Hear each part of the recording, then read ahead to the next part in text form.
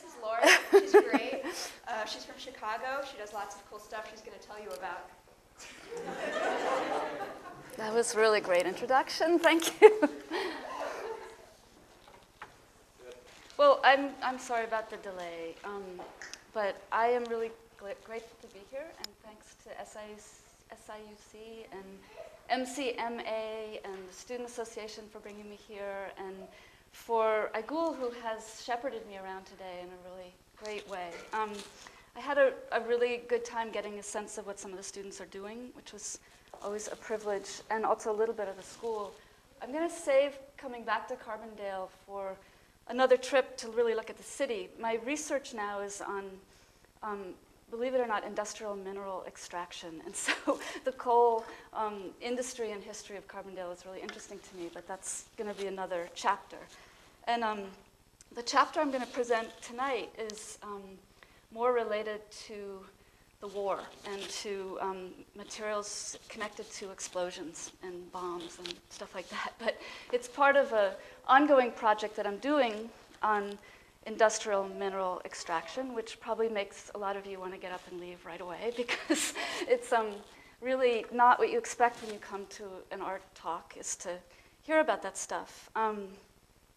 But it's not really about the information about phosphorus, which is the main element that I'm going to talk about, but really about making connections between larger movements of capital and power and the places and material exchanges in our everyday lives and how they're affected by those things. It's about tracing these connections between landscapes and bodies and using selected elements, not only phosphorus, but I have about, 15 different elements that I'm using, like radioactive tracers or stains through the landscape. I'm also aware that I'm speaking about materiality and experiential space primarily to a media-oriented audience for whom issues of representation are probably foremost.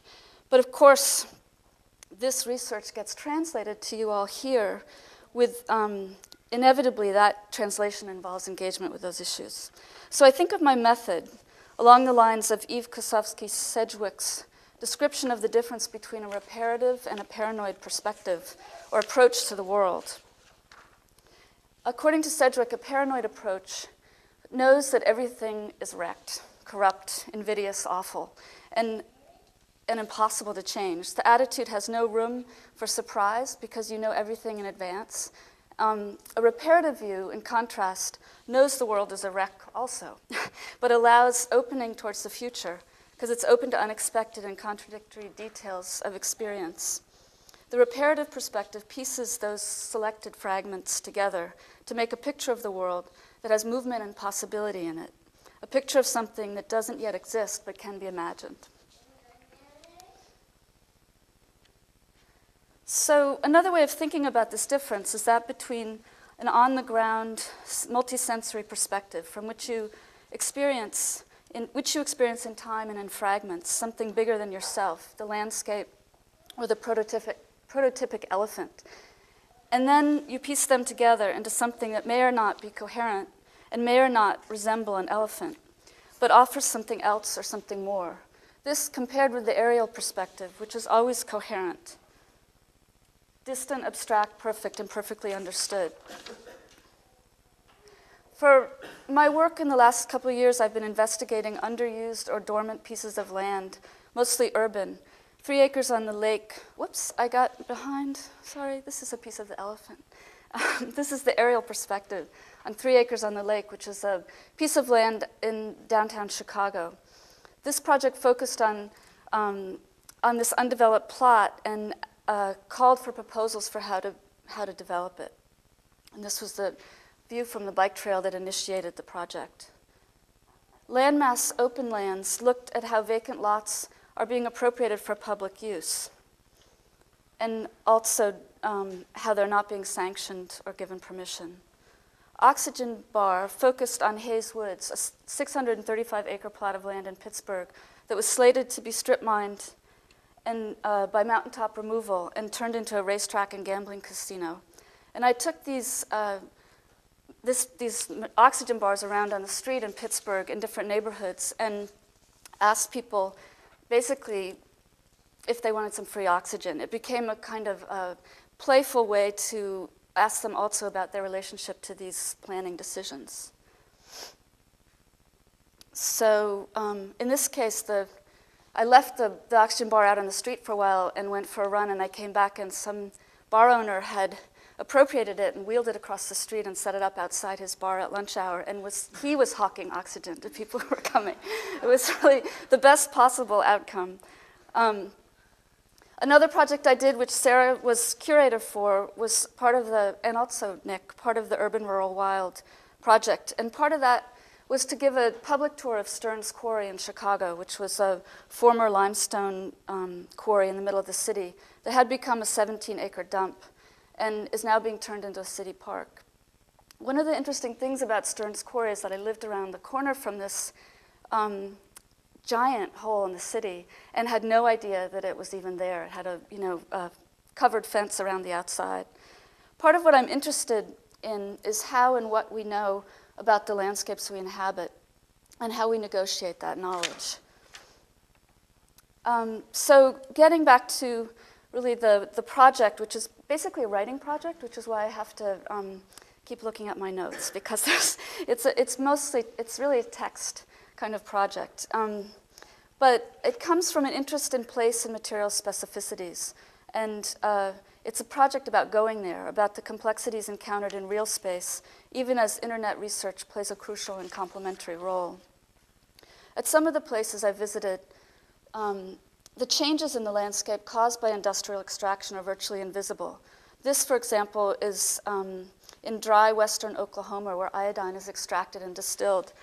And 100,000 barrels of boiling hot brine is sucked up from 14 wells 2 miles below the surface, circulated through the plant, and then re-injected 2 miles back down into the earth every day. But all you see are these wellheads and a relatively small processing plant. The former New Almaden mercury mine outside San Jose is now Quicksilver County Jogging Park. Mercury tailings on these hills continue to run off into the lakes on either side of the park, but I only saw one small and rusted sign telling people not to eat the fish, and several people fishing. The cemetery for the mercury miners is planted with cypress trees that have outgrown their white picket fence and are marching on out of there. In other places, the changes are so massive as to become invisible.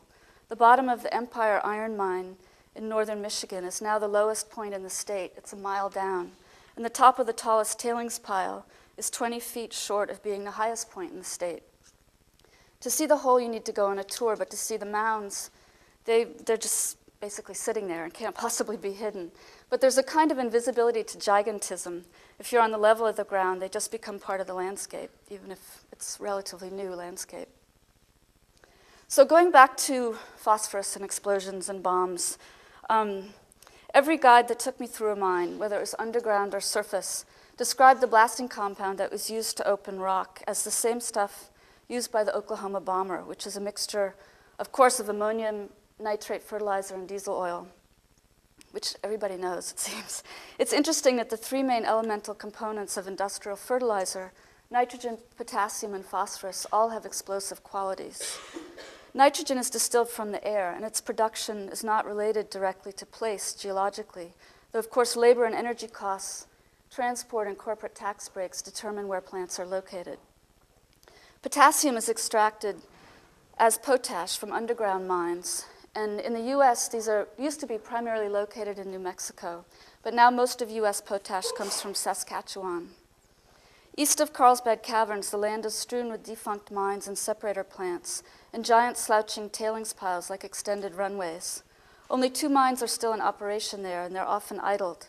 Local employment opportunities have shifted to the US government's storage site for transuranic nuclear waste, WIP, which is also Waste Isolation Pilot Project, which is filling a former potash mine with contaminated uniforms and equipment from nuclear weapons production.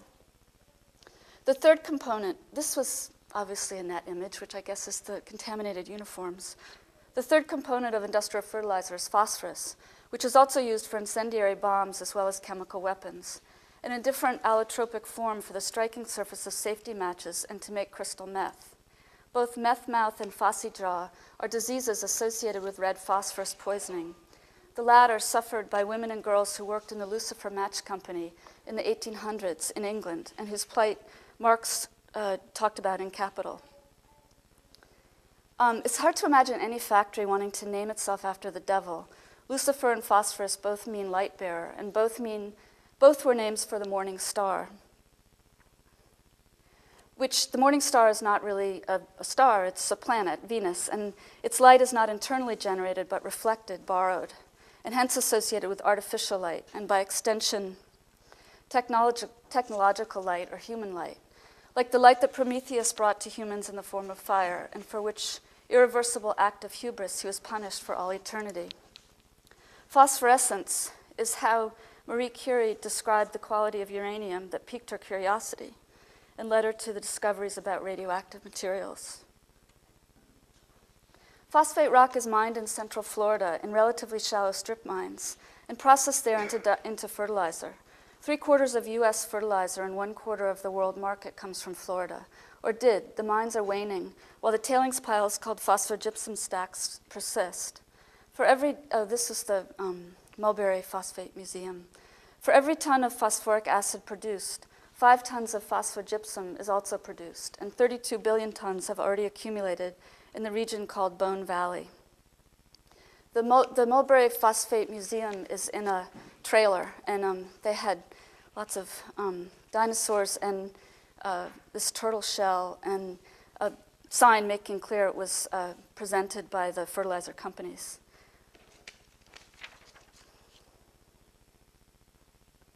Phosphogypsum looks and acts like regular gypsum and might be used for construction or road building or even agriculture to sweeten the soil, except that it's radioactive. Uranium occurs slightly more frequently with phosphate rock than in normal rock, and it, along with radium and some thorium, is concentrated in the process of separating phosphate. In 1992, the federal EPA issued regulations banning the use of phosphogypsum out of fear that it would expose the general population to excessive radiation.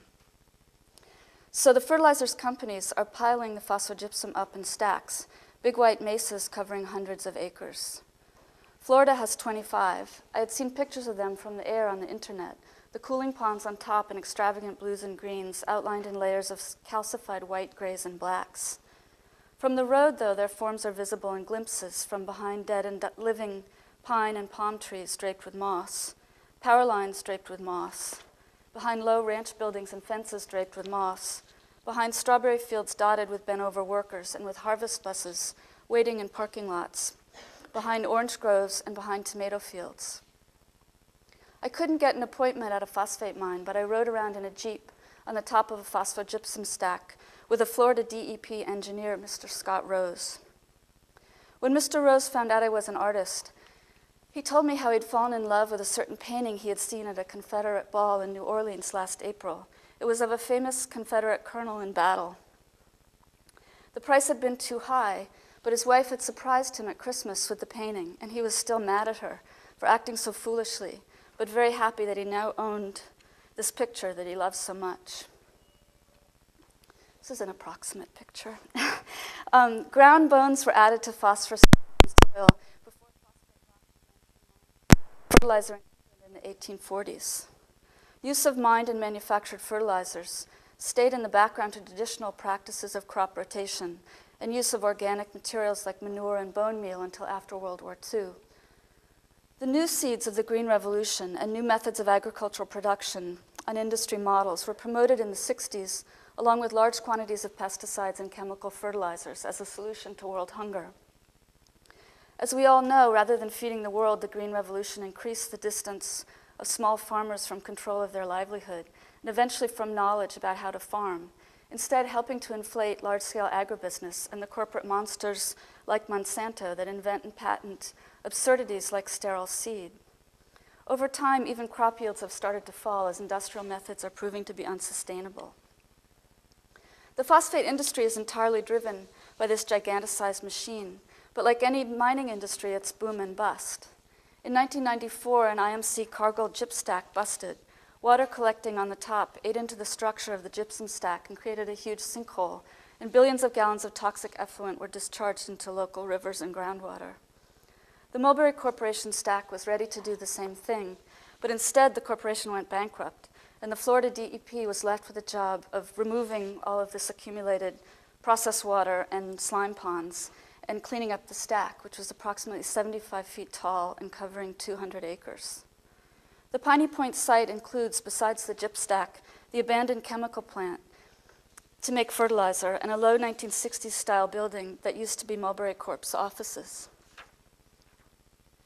The environmental engineers subcontracted by DEP have taken over all available desk surfaces with plans and maps and phone systems and computers of their own, but trappings of the former company remain, including a bouquet of fake roses at the reception desk and plaques congratulating Mulberry Corp on its yearly productivity. The DEP's task is to neutralize and discharge all the remaining processed water and to seal all the surfaces of the gyp stack and its drainage ditches so that no new rainwater can percolate in but will instead be neutralized and discharged. This is 2004 and this one is 2006. This whole process is called closure.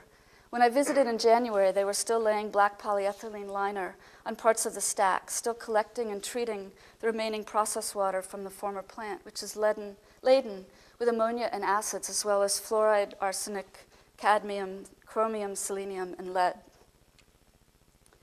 From the top of the stack, you can see tomato fields butting right up against the property in all directions, and two curiously square ponds that Mr. Rose said must be former mines. Look at the square corners.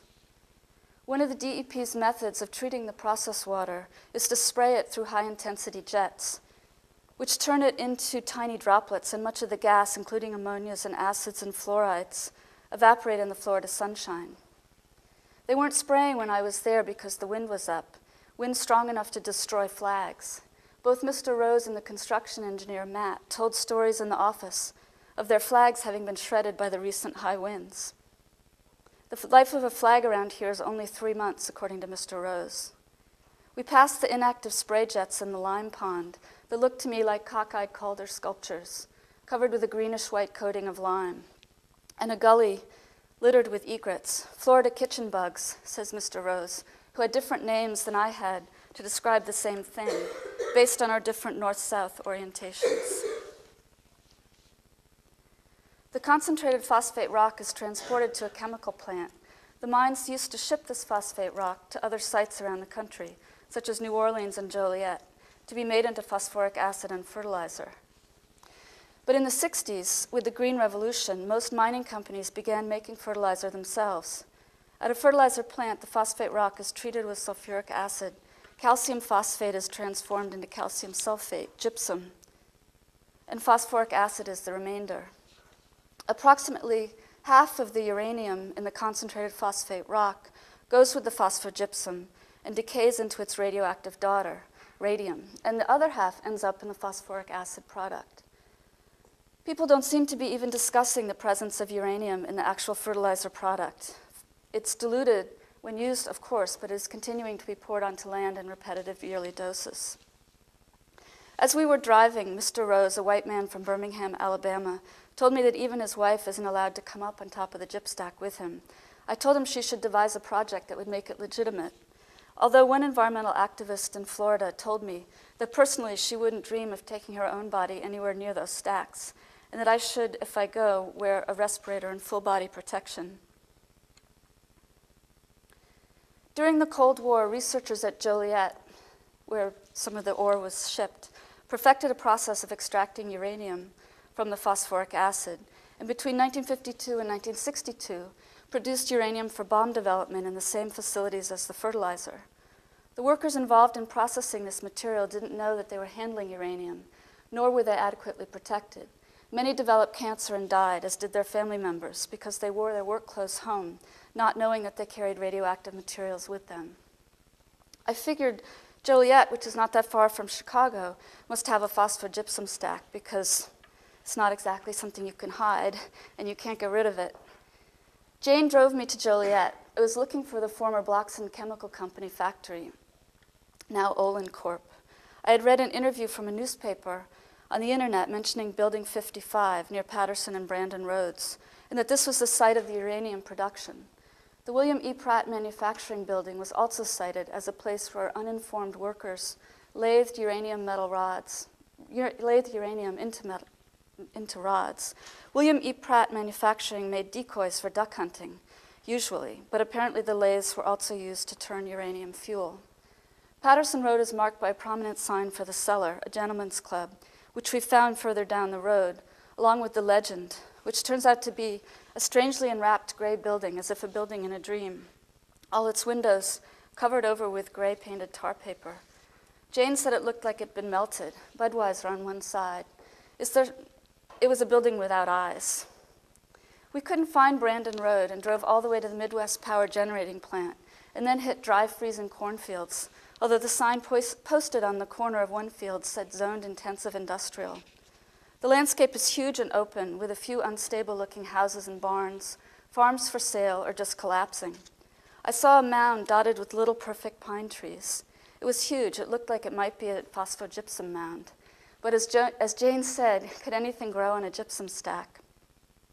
She pulled over and I ran up the side of the mound in the snow. It wasn't a mound, but a hole, a huge limestone quarry protected by a single strand of old-fashioned barbed wire fence. Driving further, we saw a gigantic building on the horizon, low, endless, windowless. I thought it might be Building 55. It was a Dollar Tree warehouse with green stripes. The sense that there were secrets in this otherwise barren landscape had taken hold. Also the sense that we had to find something, even if it wasn't what we'd come for. Everything seemed suspicious and at the same time flat, exposed, and apparent. On the other side of the river, we entered Rockdale. Rockdale has a meth problem. We were about to turn around, but I saw an old warehouse building a little further up that was mound-shaped. I hoped it might be Building 55. By that time, my desire to find a phosphogypsum mound had merged with my desire to find Building 55. The building was an auto repair shop, but the street sign next to it said Mound, not Mound Street or Mound Avenue. We took that left. It dead-ended at a footpath. I got out, and Jane stayed in the car rather than leaving it to an uncertain fate in an unfamiliar town. To either side, we had passed machine shops and car repair places, ahead woods and railroad tracks, and some unclear shapes visible through the trees. I ran a little, not wanting to keep Jane waiting too long, plus it was cold. The woods were like winter woods where I grew up. The snow and brambles made noise. There was a drainage ditch full of what I assumed was toxic effluents. I found myself on the wrong side of the ditch. This wasn't funny or productive. What was I doing tromping around in a no man's land, trespassing for no reason? But I found a mound, snow-dusted, clearly unnatural.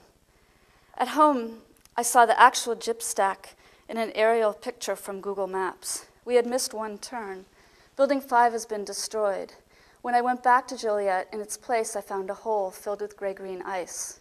I also found out that the Joliet uranium workers had just that week been in the news. There had been a town meeting that I'd missed by 2 days, when all of the people who had been associated with the uranium production 40 or 50 years ago had gotten up in public and had a chance to speak their piece. Our senator from Illinois, what's more, Barack Obama, was championing their cause, insisting that their families get full compensation from the government. I also found the phosphogypsum stack with its collapsing stairways, like those built to climb down the cliffs on Martha's Vineyard to access the beach. Next to the gyp stack, cornfields, a baseball field, and field house, and windowless warehouse for remote control auto racing. Across the street from the stack, 2 malicious-looking electrical wires strung not that high over the entrance with warning signs, and another warning sign below, this site under 24-hour electronic surveillance. A big pile of dirt obscured the view of what lay down that road, except that I could see in the distance a very bright white plastic-looking structure that looked like this. Israel, which everyone knows Israel has a nuclear bomb program, even though no one admits it. And though that uranium from that program has been built in part by using uranium derived from phosphate fertilizer production in the Negev desert. Although my research for this project is focused solely on the US, I had an opportunity to visit the Mount Zin phosphate mine when visiting my friend who's Israeli. Our guide, Amir, was a hippie, and a geologist. He said nothing about uranium, but he told us that he got into this business because he loved the rock. Standing on a slight rise looking out over the Negev desert, all I could see was a monochromatic tan without differentiation. Amir, our guide, told us that the phosphate-rich rock formed a clear and defined layer in the geology.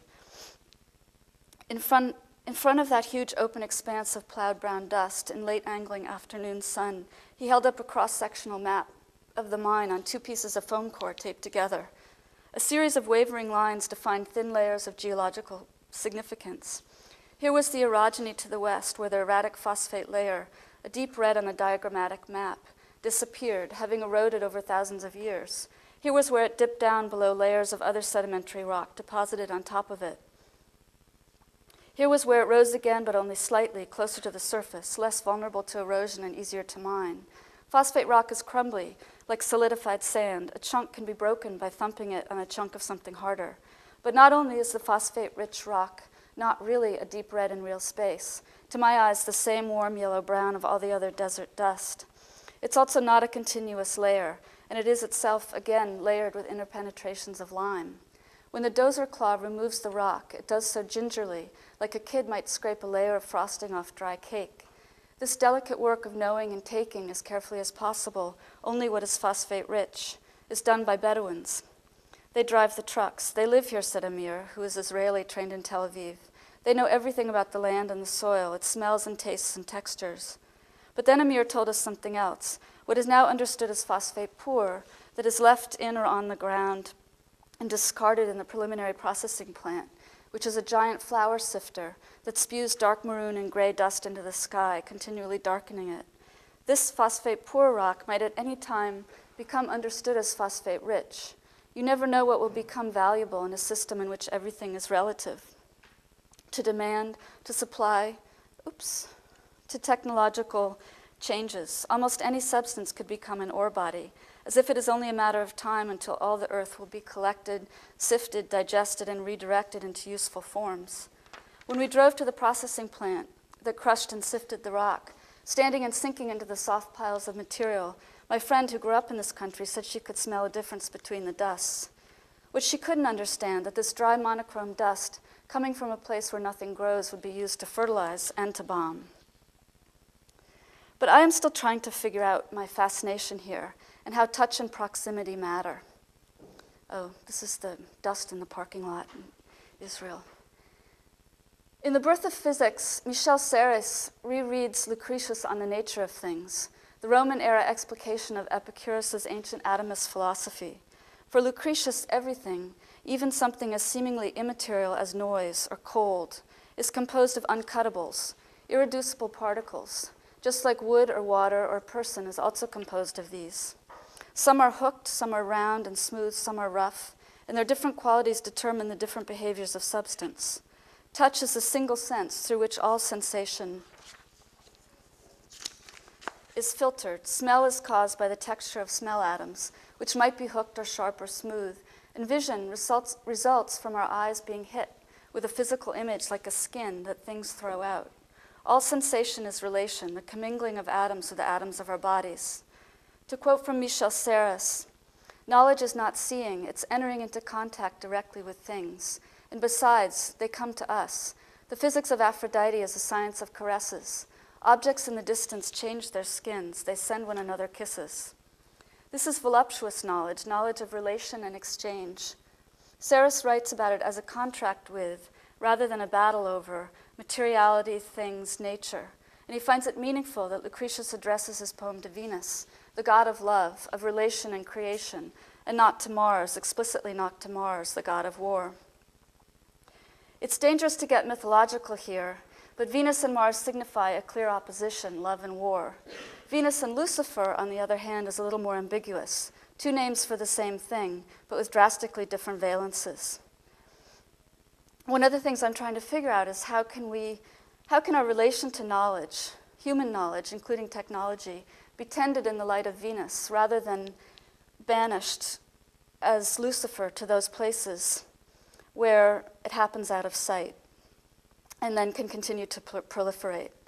Lucretius wrote on the nature of things around 100 BCE in the context of the Roman Empire, of fierce civil wars and wars of conquest, of material excesses among the wealthy, of reflecting pools of mercury built into outdoor gardens of the rich, exuding fumes, of wine kept in lead flasks to improve the flavor, of slaves laboring in the silver and lead mines of Laurie, chained to the walls and dying there.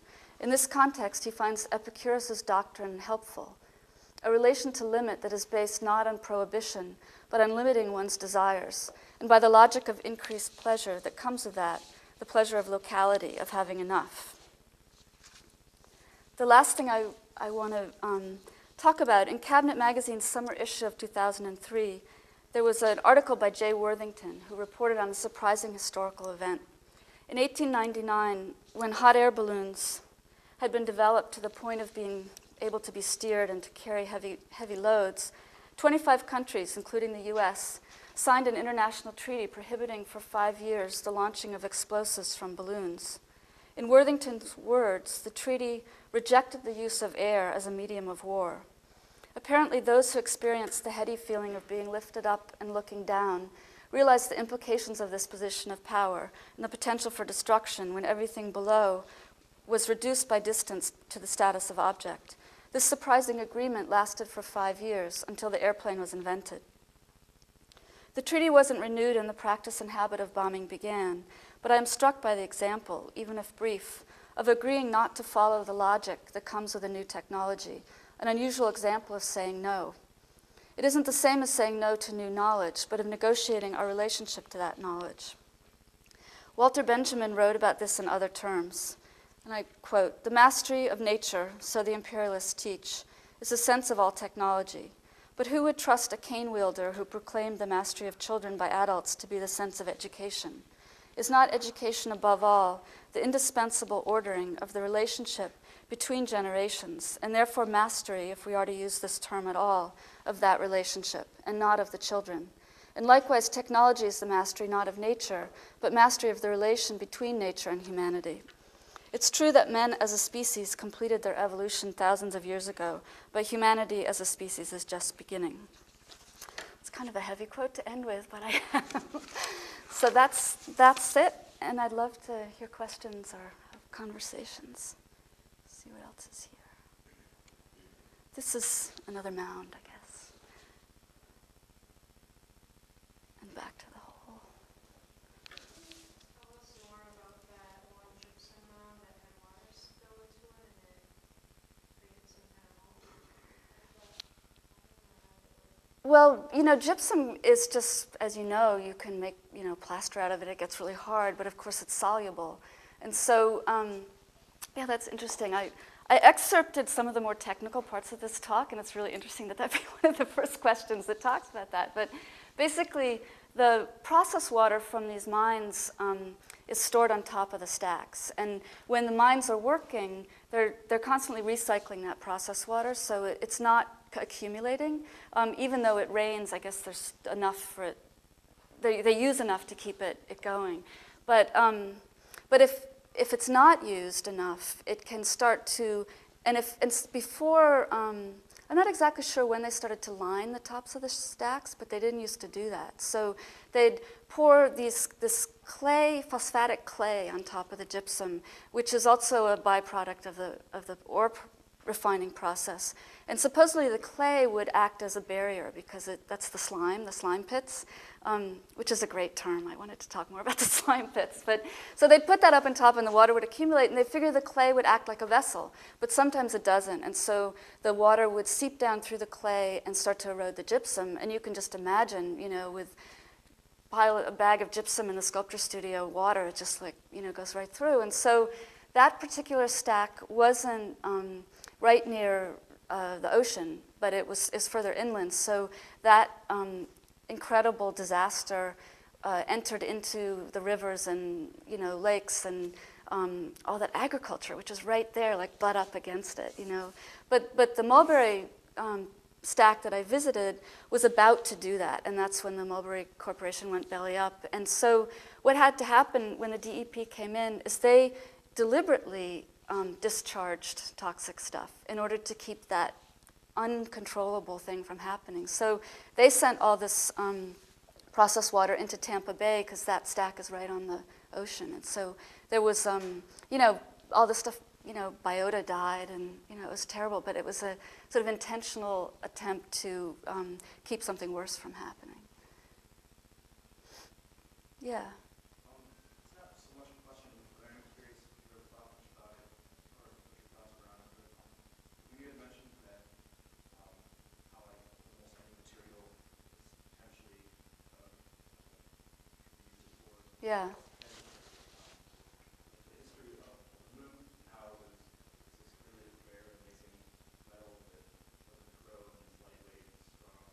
It's not conductive, but until 26 years ago, part of what we really knew about it. Yeah. When we first extracted it, it was more valuable than gold. Yeah.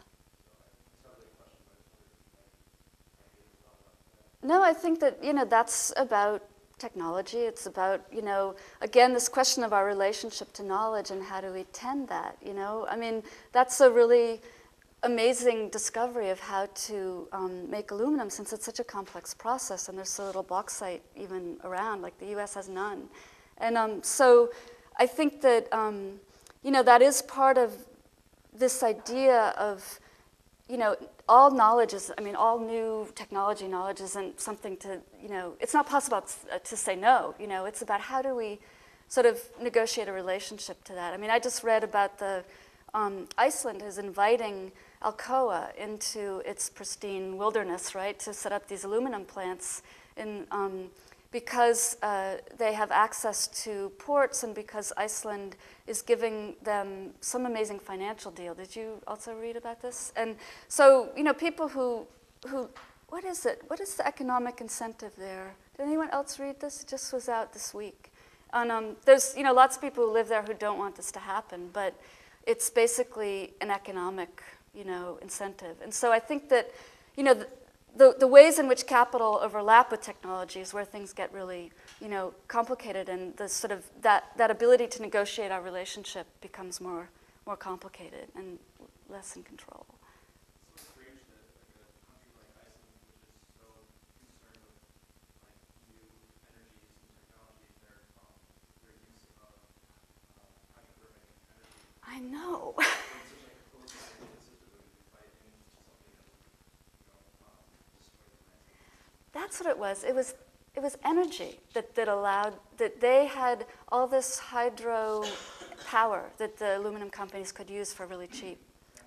Yeah. Yeah, yeah. So this is such a weird twist in that. But also along the lines of what you're saying, I did research on the Homestake gold mine in South Dakota near the Black Hills, which is the oldest and deepest hole, gold hole, I guess, in the US.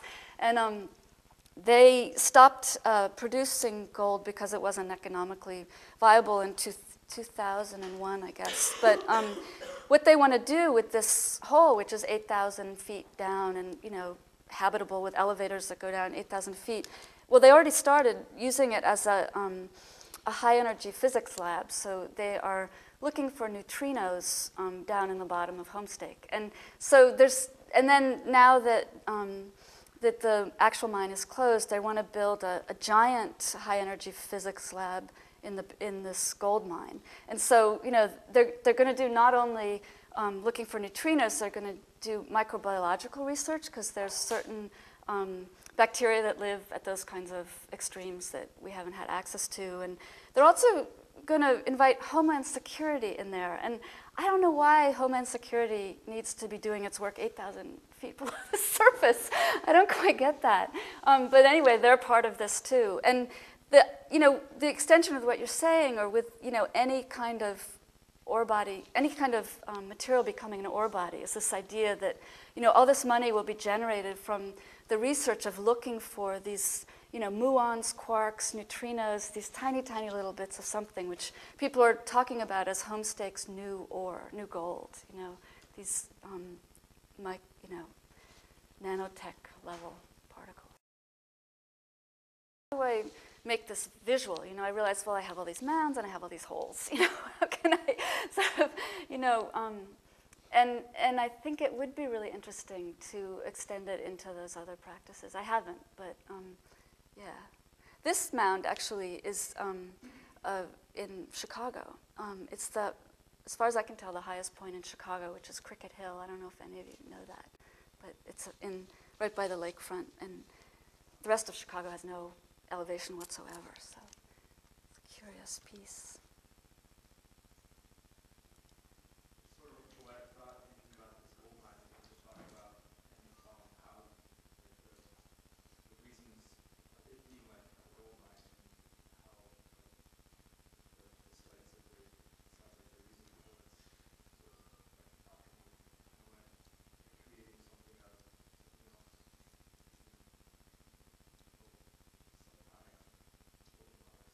Yeah. Yeah, well, alchemy is certainly continuous with all of this. Yeah. Yeah. Yeah. When I was thinking and putting together this talk that I also wanted to talk about helium because of the blimp connection and the that image of the blimp. That's actually a contemporary blimp that's used now for surveillance over the U.S.-Mexico border. And the reason why they're using it is that it's so quiet that nobody trying to cross the border can hear it. So it's a particularly good surveillance mechanism. But one of my research trips has taken me to the federal helium stockpile, which is outside Amarillo. And I was really surprised, but this is thinking about the sort of ineffability of materiality. I was thinking, so I never thought about helium as coming from the ground, but apparently it's actually one way that it's produced is by uranium decay. So helium is the alpha particle, and so it's made inside the Earth, and it bubbles up with natural gas. And for a long time, people who are pulling up natural gas just vented out the helium because it made the gas not burnable. But then, when it started to become useful for primarily military reasons, they started to re-inject it back into the ground in this place called the Federal Helium Stockpile, which is a lot of dolomite underground that has tiny microscopic pores in it, and by putting enough pressure in, the helium will fills this rock formation, and then when they need helium, they just tap it and it comes out of this rock. It's just, talk about just, immateriality. It's really a wild thing. And so we were storing helium in the Federal Helium Stockpile from 1960 to 2000 as part of our preparedness program. But then I guess it was the Bush administration found out that it was actually helium has become a really valuable high-tech material, and they could make a lot of money selling it on the open market. So the Federal Helium Stockpile has been decommissioned, and it's being basically privatized or sold, to private companies now, which is kind of a wild story.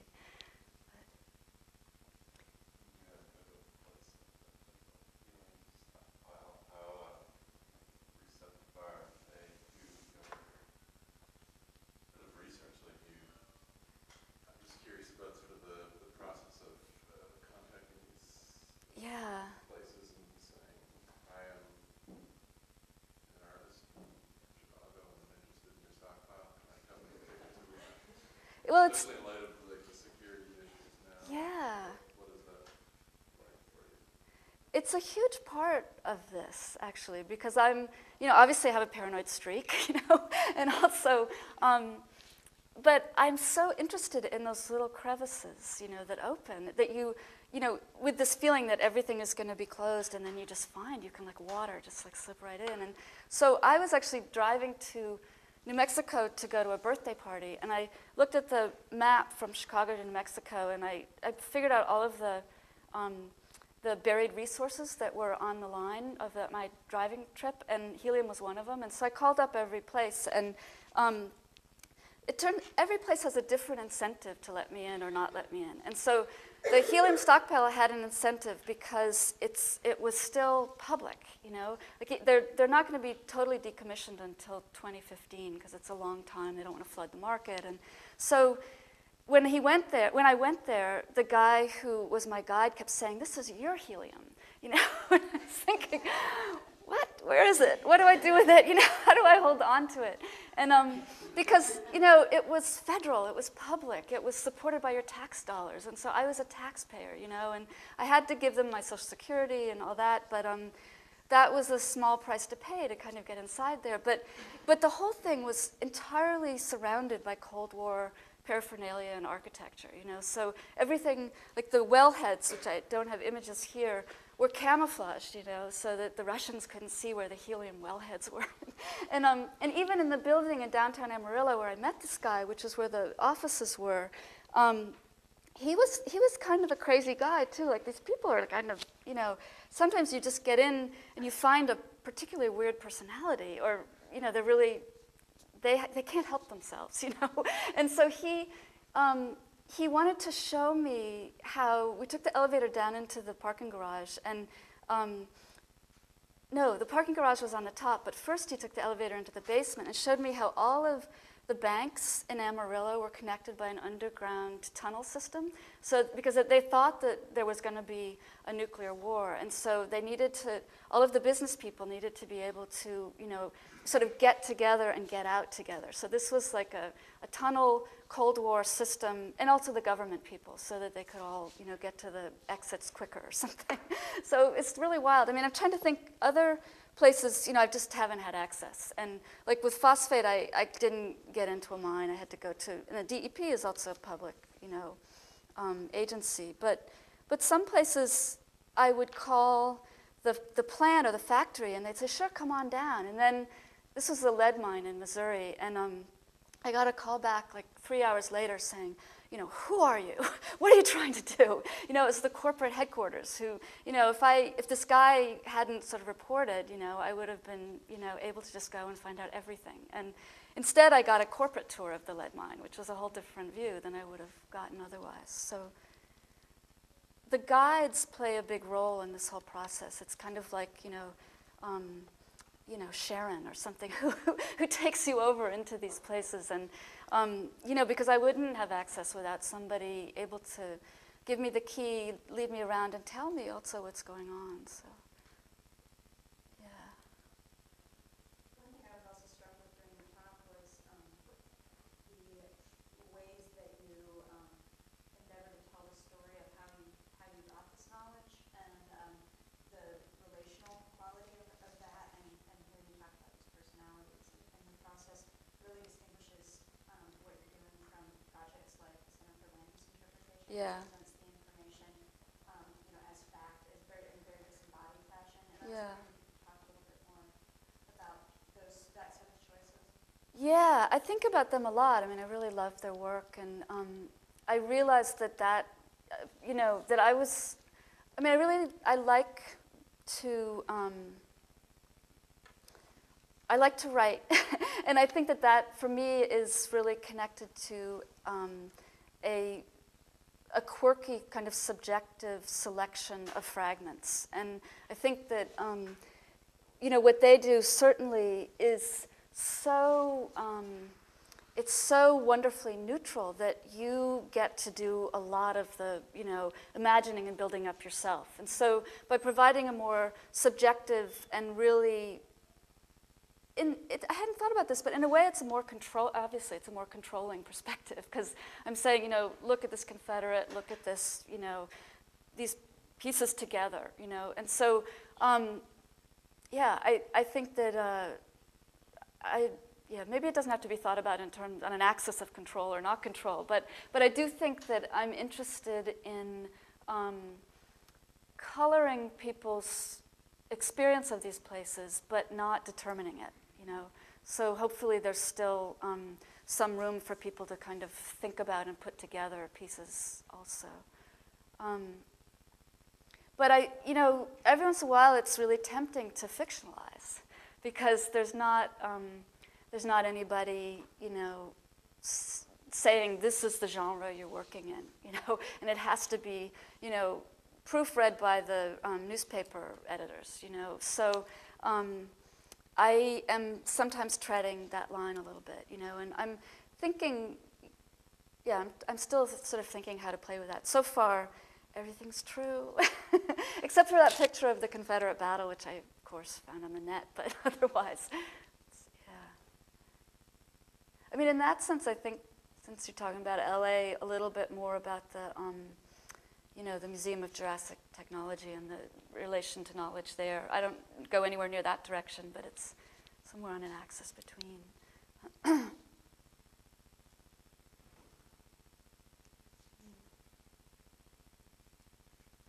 other? Yeah. I saw on the flyer that was talking about your previous work on new artists or something. I'm not familiar with your other work. Yeah, I mean, I'm kind of been, I have a lot of different, personae as an artist, I guess. I mean, the Haha is a group that I've worked with for now about 18 years, actually. And we do, I guess I should say we did place-based works or site-based practice starting in the late 80s. And we're still working together, but we're making, we're doing that thing people do. We're making a book about the work that we did together. But it was a long, really great collaboration. And I think that for all of us, that collaborative process hugely infected the way that we work individually, too. I mean, I feel like, Sarah mentioned the word relationality, and I think that that's how I kind of think of making work, is in relation to, whether it's other people or, hugely kind of collaboration. Some of my other projects have been another kind of collaboration, like inviting participation from sort of unknown public to play a role in something that I sort of frame, like a situation that I frame. The DuSable Park project that I showed that blurry aerial view of was one of those projects. And another one, Notions of Expenditure, was a call for people to send in designs for how to hook up the cardio machines in gyms to go onto the electrical grid and create energy on the electrical grid.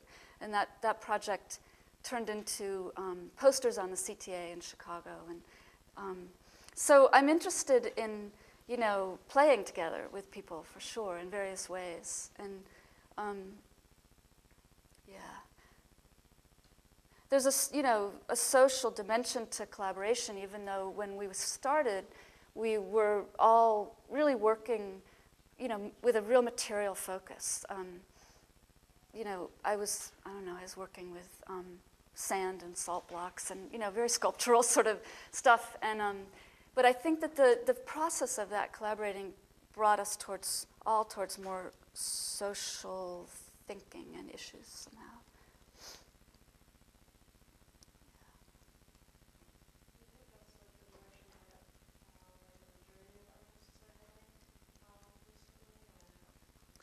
Collaboration or collaboration maybe leading towards more social topics?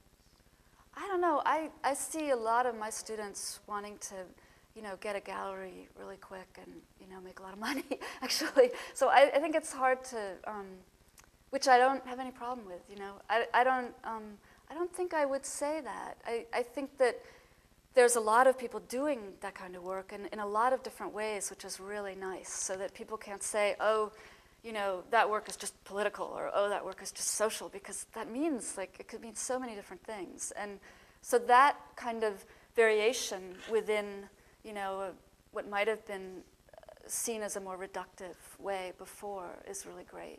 But I still think there's a lot of people who just want to be an individual artist, which is just fine, Yeah.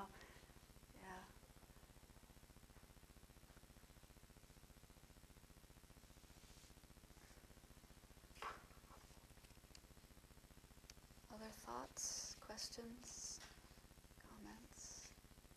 Want to know about any other elemental material? I could probably tell you. For better or worse. All right, well, thanks a lot for this chance.